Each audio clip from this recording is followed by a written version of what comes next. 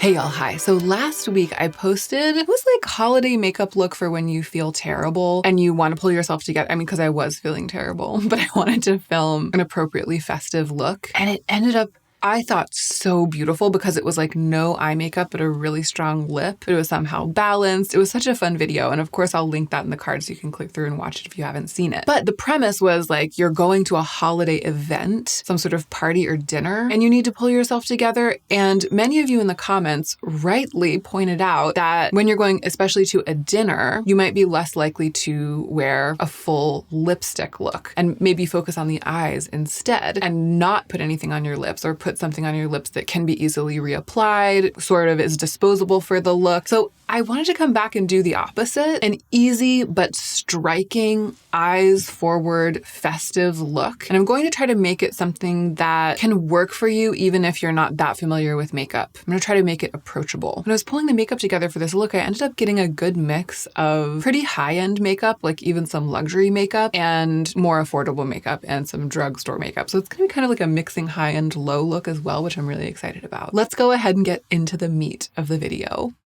I just didn't feel like saying my name is Hannah and that you should subscribe, but it is and you should. My lips are so dry. I am going to put on this actually pretty gorgeous lip treatment from Tula, the Rose Glow and Get It. Oh, Glow and Get It. So they must have a product called Glow and Get It, and this must be the rose version of it. Hold on. I love it because it is thick. It is thick, y'all. It's in this squeezy tube, which is my favorite delivery mechanism for something like this, but it is a lip mask. It's so lovely. And it has a not too fake coconut scent. It's really working for me in every way. They sent this rose one, and then they actually sent, maybe it's called the Glow and Get It lip mask, like a clear one that's just a treatment that doesn't have any color in it. And I actually like it better, but I couldn't find it because I've been using it and taking it with me, and it was probably just like in a pocket somewhere. Because you can see that this one, it's kind of pink. It's giving me a little color. It's kind of making a girl out of me. Not my absolute favorite, but I like the formula so much that I'm willing to put up with the color because I can't find the other one. I am also going to prep my under eye area with, oh, this is called Glow and Get It. Maybe a lot of things are called Glow and Get It. Maybe there's like a whole line, and maybe that's what they sent me and I just wasn't paying attention because I'm really great at my job. I have been enjoying this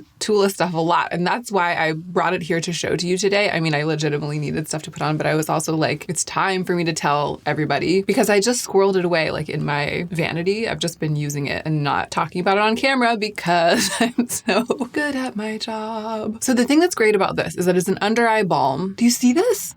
Do you see this? It's cooling and brightening. It feels very cold. So it really feels like I'm holding an ice cube to the underneath of my eyes. The underneath of my eyes, you know, that part of the eyes, the underneath of them. And obviously it's a little bit illuminating, really beautiful finish. But the thing that I love the most about it is the delivery mechanism. It's like hands-free. You just pull the lid off and apply it. I really like that stick balm for the under eye because I tend to skip eye cream in my routine, which I really shouldn't be doing at the ripe age of, I'm going to be 40 in 3 months. So it should be eye cream day and night. But I tend to skip it because it feels fussy and it's like this whole extra step and it gets all over your fingers. And I don't know why. My excuses are bad, but this does away with those issues. I've been really into that. And this is the other thing I've been liking from Tula. It's the Beauty Sleep Overnight Mask. They discontinued that thing that I really loved, the exfoliating mask, but this has kind of some of the same properties. My skin feels really good in the morning when I use it. So yeah, it has the AHAs, the vitamin C, and it smells the same. I feel like they just took that flash mask that I used to love and turned it into like an overnight sleeping mask. Maybe more people are likely to get it when it's in this form or something like that. People are sleeping in masks, but they're not masking, you know? They're not masking outside of the bedroom. Maybe. I don't know. But I am still, as you can tell, extremely red. Red, blotchy, uneven, and here's what I'm going to throw at that. I wanted to dig out some things I haven't used in a long time. So I've been using like a different green color corrector, the one from Exa. It's just been in my makeup bag and I've been mostly using it. It was going through my drawers back there and being like, what can I use? It's just not the same thing I've been using for weeks and months on end. That's what caused me to get this mix of luxury and affordable that I'm really enjoying. So this is a very affordable, extremely green, color correcting, priming product. So it primes the skin and it also cancels out the redness. It's the L'Oreal Prime Lab Redness Eraser. Do you see this? It's on this half of my face, but not this half. I will never tire of this. I feel like this is what my career boils down to, like my work in the world. My work in the world is putting green color corrector on half of my face and then just showing you. And I actually feel kind of getting back to one of my goals in this video, which is to give tools to those of you who are trying to put yourselves together for like a holiday event and you don't usually dabble. You know what I mean? Green color corrector is one of the strongest tools for those of you who struggle with redness or have kind of like a ruddiness darkened face compared to your neck and the rest of your body, but you don't feel comfortable like putting a whole bunch of concealer or foundation all over your face because it's just not your vibe. I know it looks kind of green, right? Because you're comparing it to the redness on the other side of my face, but look, my neck is pretty green. My skin's pretty green. So it really has made it a match. Anyway, dabble in green color corrector if you haven't. Oh my gosh, my phone made a buzzing noise and I was like, no. I was like, no, it wasn't even ringing. Do you think that this Tula product is staining my lips? It doesn't say it's pH adjusting, but it looks like it's getting pinker. It looks like it has that dye in it. I think it might be.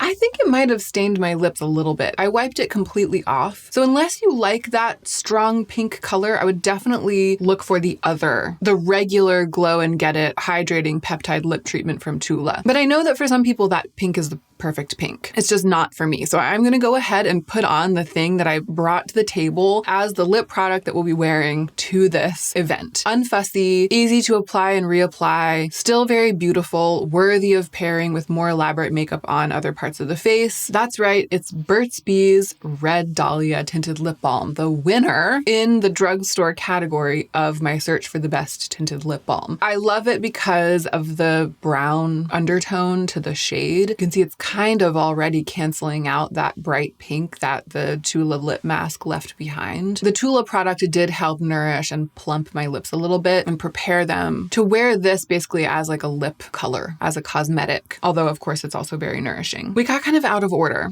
There's a lot going on. But before I move away from the lip product, I do want to say that I've done something that I think is kind of interesting and advisable and that people talked about in the comments on the other video as well. Selecting base aspects of a look for an event before you go in with other things, especially other things that you're less sure about. So in this case, it's like choosing the blouse that I'm going to wear, choosing the lip product that I want to wear because I'm going to be theoretically like eating and drinking a lot and I want it to be easy to reapply before going in with the main event, which is going to be the eyes for this look, so that everything will be in balance and I won't overdo it when I'm working on like the most exciting focal point. I feel, getting back to kind of where I was linearly in the video, I feel like this green color corrector has done so much to even my skin tone and also kind of made the surface of the skin lovely, especially layering it over that eye balm. I feel like I could just spot conceal from here and have that be it. I'm probably going to end up putting on a little bit of some kind of foundation product, especially because there might be fallout from the eye look. But I just want to put it out there, especially for those of you who don't want to wear that much makeup. A green color corrector to cancel redness, just concealing with a tiny brush spots that are really standing out, that can be enough. Even if you're wearing makeup on the rest of your face, that can be enough. Like eye makeup, lipstick or something. You don't always have to cover all of your skin with product that is the color of your skin. I want to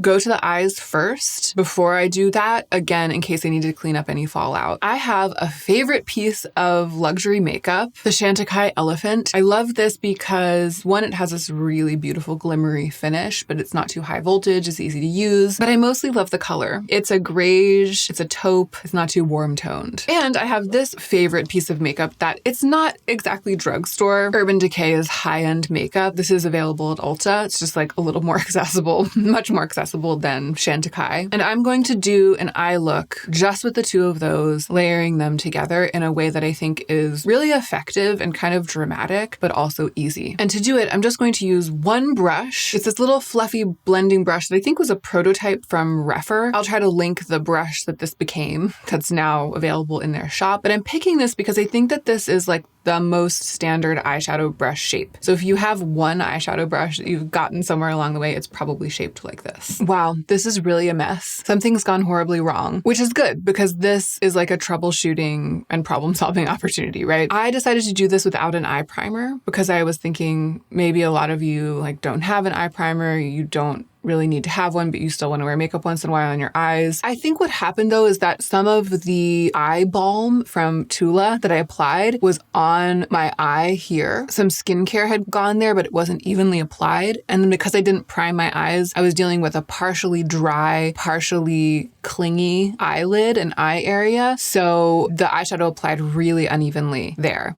In this situation, I need to wipe it off and start over. There's not really a way to recover from this unless I'm going to really lean into the like grubby, smudgy gremlin look, which I do like doing, but I think we want to achieve something a little bit cleaner so that no one would be self-conscious potentially wearing it, you know? So I'm going to remove this and start over. And I am going ahead and applying an eye primer just to kind of smooth and even everything out, make the lid area receptive to makeup, partly because I just used micellar water to remove it. And I just want to make sure that there's none of that oil left behind from the micellar water, or if there is, that it's kind of been mixed with primer and evenly distributed. While I let that set, I'm going to just put a little bit of makeup in my brows. So I'm using the Refi Brow Set to just give my brows a little bit of a groomed shape, nothing too dramatic, and hold them in place. And then going in with the Merit Brow 1990 in brown black to fill in any little gaps that that shaping might have revealed. But again, nothing too intense. I'm not like filling in the entire brow from tip to tail, just trying to even things out. Now let's try again with the Chantecaille Elephant. Okay, so I'm using my finger to pack it pretty thickly just in the center of the lid, all the way up over my brow bone. So not keeping it too close to the lashes, but letting it drift pretty high up towards the brows. Then I'm taking the little brush and spreading it around. So blurring the edges of that shape, bringing it all the way out to the outer corner, up a little bit higher, just getting a pretty even application of that, basically underpainting of eyeshadow all over the lid. I'm also using the brush to add a very light sweep of this darker color underneath my eyes, kind of like adding dark circles, honestly, or if you already have dark circles under your eyes, sort of like making sense of the dark circles under your eyes by making it eyeshadow. I think it's kind of sexy. I think a little bit of a dark circle, a little bit of a smudge can be lovely. And this is a way of making it make sense to put mascara all over the top and bottom lashes later on without going in with a bunch of eyeliner, which can kind of close off the eye. And eyeliner tends to end up looking more effortful, especially if it's not what you're used to doing. So now we have this base layer of grayish shadow all the way around the eye. That's part one. And here's part two, the fun part. Going in with a sheer, shiny, wet look shadow. And in the case of Urban Decay Space Cowboy, it also has a little bit of its own color, a little bit of a ruddy undertone to it, but it's still sheer. Going in with that on my fingers and spreading it all over every bit of skin, including the eyeshadow that's already there on the upper lid. So from eyelashes all the way up to brows, covering the entire thing. Where it covers the shadow that was already there, we're getting one finish, and where it covers the bare skin that was between that shadow and the brows, we're getting another finish. And it ends up looking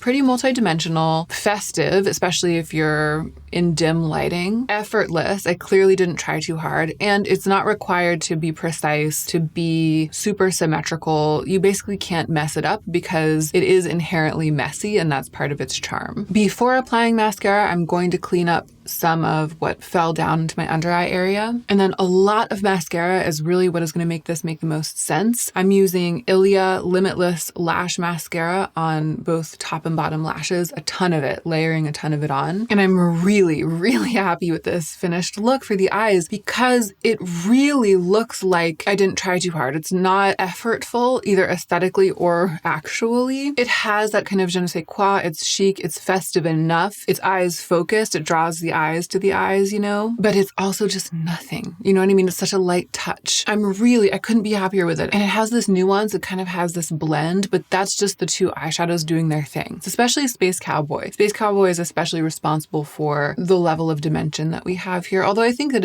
it is both of them. So when I wiped away the fallout, I lost some of the green color correcting. I'm going to go ahead and add that back in. I wanted to give my face time. It was a little bit also red because I was like scrubbing at it to remove the fallout. So I wanted to give it time to let the redness go back down to normal so that I wouldn't overdo it with the green. And there you can really see the eye look in the context of how the rest of the face is going to eventually look. That Tula Rose mask really did dye my lips. I think there really is a pink dye that activated in it because this isn't how the Burt's Bees usually looks. This popsicle stain thing is not it. I was like, how different can it be? I've used it a couple times before, but I think it was at night. I wasn't paying attention. I was just using it as skincare. I was like, how different can it be from the clear clear one that I can't find. It just has a little pink in it. Little did I know. So that is sort of ruining, I don't know, the like low-key effect of the whole thing. We'll solve that later. Skin. I am going to use a little bit of the RMS foundation. Probably not this much, not as much as I squirted out. I squirted too much out. I'm just going to use a little bit because this is a pretty heavy duty foundation. It has a beautiful finish. So if you do want to do a full face of foundation, if that's what you're into, this is really good, but I like shearing it out. I just love the color. It's like the best pale olive. It's a really good match. I just want to even out a little bit. I'm applying this at like a tint level.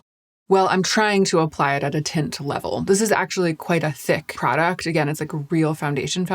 So I'm ending up having to do some pretty intense buffing with this soft, dense brush, which is the Sigma F48. I'm having to go over and over my skin, buffing to get that product to really sink in and look like skin. But it worked. It wedded itself to the green color corrector. It wedded itself to the skincare, ended up looking essentially like this is my skin and I have really good skin, even at pretty close quarters. I also blotted my lips and took some of the color over my lips as well, just because I was tired of that pink. Wanted to dampen it down a little bit. So everything's looking calmer, much more neutral, and the eyes are shining even more. But because I buffed it so much, because I buffed the foundation into my skin so hard, those blemishes and scars, of course, are popping back through. So I'm using my standard Faithful NARS Soft Matte Complete Concealer in Chantilly on this little concealer brush, the BK Beauty 209, to cover them up. So now we have skin. We have the focal point of the look, which is the eyes. What I want to do now is finish the look by sort of awakening the skin a little bit, and obviously need to put something back on my lips. I want to add a little bit of dimension, maybe a little bit of color, but I don't want it to be too much. So I'm going to go for cream products on the cheeks, my favorite. A cream highlighter, Ilia Cosmic Dancer, which is so beautiful and really wet look and also kind of undetectable. And a drugstore cream blush, which is the About Face Beauty Cheek Freak Blush Balm in the shade Cowgirl. This is a strong color. I'm going to have to keep it pretty light, and in fact what I'm going to do is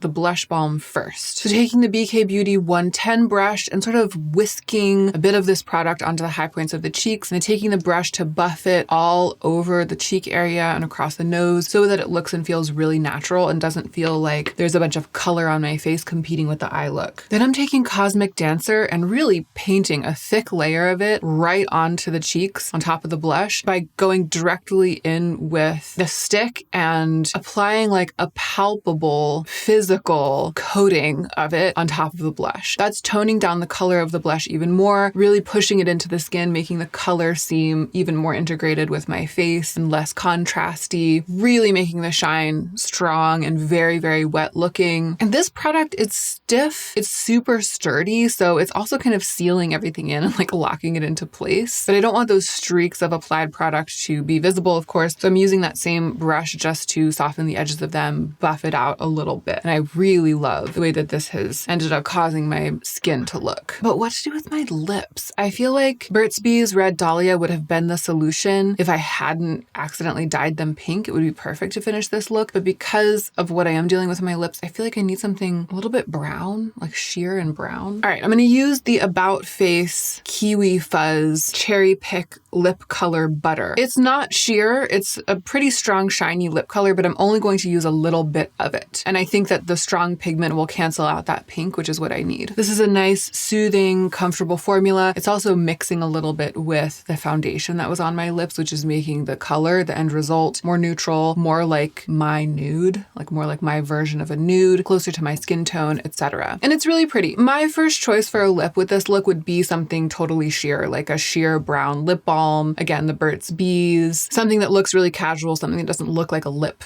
product or like a lip color. This does. Like this ended up looking like a lip color. I had to work with what happened. You know what I mean? It's just, it ended up looking pretty balanced. There's like the same level of makeup on my lips that there is on my eyes. That's what it ended up looking like. Whereas what I wanted for this and what I would do if I were you, you know, potentially if you're trying to follow my lead or you're trying to put this kind of a look together, I would have the level, the amount of makeup that's on the eyes be much higher than the amount of makeup that's everywhere else. That's kind of the key. That's kind of what I've been trying to impart. But just because I failed at it doesn't mean that you can't succeed at it. Earrings. Remember that brand Heaven Mayhem that I'm so into? They sent me some of their earrings from this season. When I tell you I gasped when I opened these, especially this, which is funny because, you know, I almost always wear gold. I don't usually wear silver, but there's something about these kind of slightly industrial, but also vintage looking hoop earrings. The white shine, like the super bright white light shine of silver, I think is the best for this. This shape also comes in gold, but I think there's something about the silver ones that's the most perfect. They would be great. I think I need to put them on.